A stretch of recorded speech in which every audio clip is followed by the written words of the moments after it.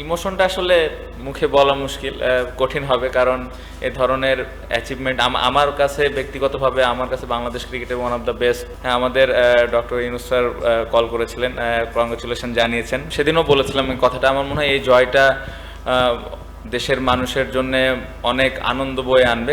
আমরা সবাই জানি যে ক্রিকেটের জন্য কত পাগল আমাদের দেশের সাধারণ মানুষ।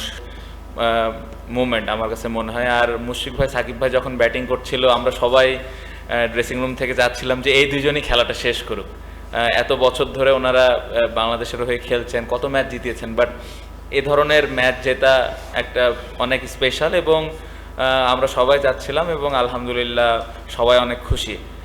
ওনারা অনেক খুশি এবং দেশে আসলে দেখা করতে চেয়েছেন পুরা টিমের সাথে। লাস্ট কিছুদিন ধরে বন্যা বলেন বা আন্দোলনটা বলেন, অনেক মানুষের অনেক ডিফিকাল্টিসের মধ্যে দিয়ে যাওয়া লেগেছে, বাট যেভাবে আমরা ম্যাচটা খেললাম, সবাই আমার মনে হয় যে একটু হলেও তাদের মুখে হাসি ফুটবে। সবাই আমরা ম্যাচ হারলেও যেভাবে আমাদেরকে সাপোর্ট করে, সো আমাদের ওটাই চেষ্টা ছিল যে কিভাবে দেশের মানুষকে কিছু একটা আমরা দিতে পারি। তো আলহামদুলিল্লাহ আমার মনে হয় আমরা ভালো কিছু করতে পেরেছি।